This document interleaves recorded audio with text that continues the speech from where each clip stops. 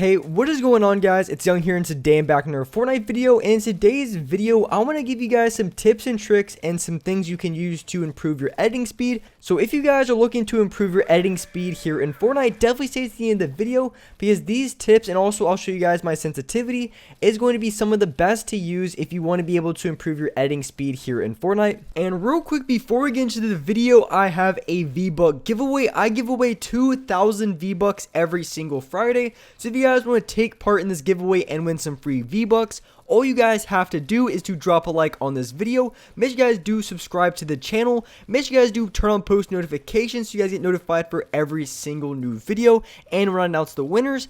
And lastly, leave a comment down below of either your Xbox gamer tag, your PSN gamer tag, or Epic account, and you guys will be automatically entered into the next giveaway. And lastly, make sure you guys do support me in the item shop. All you guys have to do is go down to the bottom right, click on support a creator, type in creator code YoungHumor, and you guys will have me added and supported as a creator in the item shop. And alright guys, let's go right to the video. Alright, so in this video, I'm going to be giving you guys some very good tips and tricks, and also show you guys some of the settings that I use to improve my editing speed. I'm going to show you guys some of the best things that I use that really helps me out a ton, because there is a lot of ways to practice and improve your edits, but I want to show you guys 3 things that I think are the most important things to focus on if you want to be able to be as consistent as possible with your edits and also be a faster editor in this game. So the first one, and probably the most important tip that you guys want to use, is going to be when you're going for edits, you always want to use your momentum to your advantage. So as you can see, when I'm editing, you have 2 ways of going about it. You can either like stand still, maybe just move over slightly, or you can use your momentum to kind of guide the edit. And when you're standing still, especially for those guys who play on linear settings, it's going to be much more difficult, just because when you're going for an edit standing still, or if you're just barely moving or moving in, say, the opposite direction, it's going to be much more difficult to go for the edit, because it's going to be a little bit harder to control your movements, versus, as you can see, what you want to do is you want to edit and you also want to move your character in the way you're editing. That way it makes it super easy and super consistent to be very accurate with your edits. And this is an extremely important tip that I've been using for a long time, and has been one of the biggest ways in which I've been so consistent with my edits, and I've been able to edit very consistently when it comes to walls, floors, cones, or whatever the case may be. So you always want to be moving in the direction of which you're editing, and that's going to really help you out a lot. I do this as well when it comes to aiming. I think that's a very good tip to help you hit a lot more shots. But when it comes to editing, and specifically on linear settings, it's going to be so much easier to control your crosshair and able to control your movements and your edits if you are going in the direction of which you're trying to edit. And that's going to be one of the biggest things that you guys want to do. And this was honestly a game changer. As soon as I started using my momentum to my advantage when it came to my edits, I noticed that my consistency went through the roof. I was being so much more consistent. And to be honest, I really was barely missing any shots at all. So that's going to be the number one thing you guys want to do. So the second thing you guys want to practice on and to improve, if you want to be a much faster editor in this game, and that's going to be specifically working on your double edits. Now there's a couple of different double edits I think are the most important. First one, of course, is going to be when you're double editing on a cone and a floor. I think this is the most important edit to practice in this game for so many reasons, because when you're box fighting, if you're trying to move in and out of boxes really quickly, trying to edit out of the top, it's going to be very important that you're very efficient and you're very accurate and very quick when it comes to going for this edit, because it's going to save you out of a lot of situations. So there's so many different double edits you can practice, and I would recommend practicing as many as you can.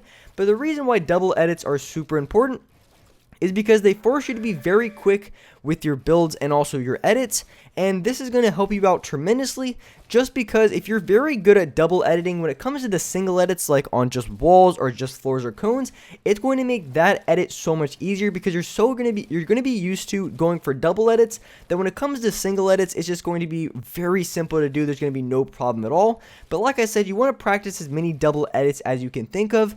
And at the same time, another really important thing that you guys want to make sure you don't forget is that when you're practicing your edits, you want to make sure you practice from both sides. So going from the right side and the left. And this is really important, because from certain certain sides it's going to be more awkward than others, but it's very important because when you're talking about in game, a lot of the times you're going to have to edit from the side that's a little bit more awkward. So you want to be very efficient from that side so it doesn't mess you up in games, and that's how you're going to be a much better and much more efficient editor in this game, is going to be able to edit from both sides very accurately and very efficiently. And of course, when it comes to games, you're more than likely only going to be editing on one side or the most comfortable one, but sometimes when you get into certain situations or gunfights, you're going to have to edit from that side that's kind of a little bit more awkward, and I think you need to really practice on all edits that you can. So working and practicing on your double edits is very important. Now there's a bunch of different ways you can go about it. You can do editing courses, but I personally like doing the double edit myself, where I go for both of the builds, because that's more like game realistic in a way, because when you're going in a game, a lot of times you're going to be the one who's placing the structures and you're going to be the one who's editing them. So I think editing courses can be very good for double edits, but at the same time the builds are already set up, and a lot of times in game you're going to be the one who has to build it and the player who has to go for the edit at the same time. So that's why I prefer, when I do double edits, to build and edit the structures myself.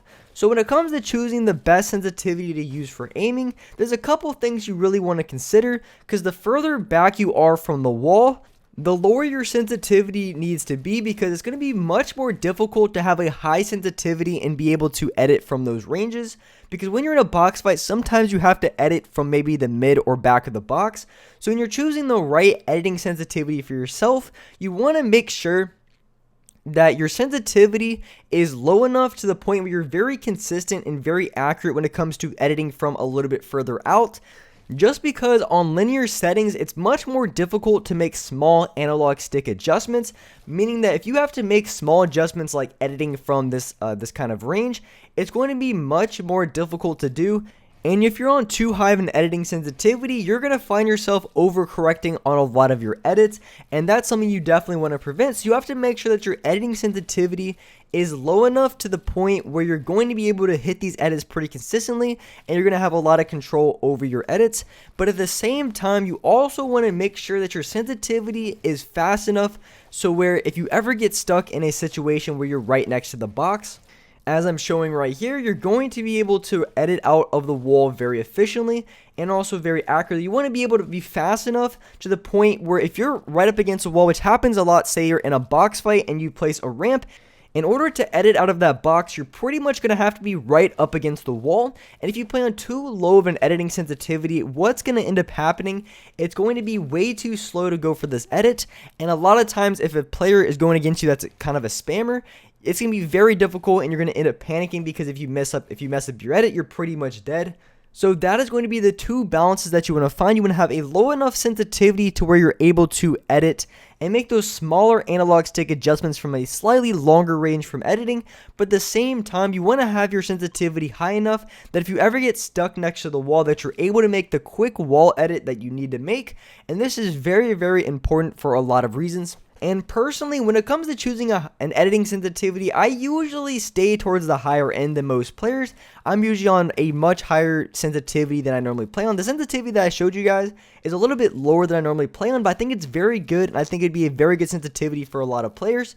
But I do tend to stay in a little bit on the higher end, because in a lot of my games, I go against a lot of tryhard players who are constantly box fighting, and I feel like playing that slightly higher sensitivity is going to allow me to make those quick edits and those quick adjustments that I need at that closer ranges. So I do tend to stay a little bit on the higher end, but you also just want to make sure you're able to edit from a little bit out, which I'm still able to do on the sensitivity that I play on. So I think finding the right editing sensitivity just depends on those two factors, and something you definitely just want to consider when you're choosing the right sensitivity. So with that being said, that's wrap it up for this video. If you guys enjoyed this video, if you guys liked it or found it helpful, make sure you guys do drop a like, make sure you guys do subscribe to the channel if you guys are new, make sure you guys do hit that notification bell so you guys get notified for every single new upload. And as well, I do live stream every single day here on this channel at 6 o'clock Eastern Standard Time, so definitely hit the notification bell so you guys will get a notification when I go live on this channel. Like I said, every single day, 6 o'clock Eastern Standard Time, I play a ton of solos. It's been a lot of fun. I've been going on some crazy win streaks, and I know they just added cars as of just yesterday. Obviously, it depends on when you're watching this video. So, there's been a lot of cool things added to the game, so definitely hit the notification bell so you guys get notified when I go live. But with that being said, I do appreciate you guys watching the video, and alright guys, I'll see you next video.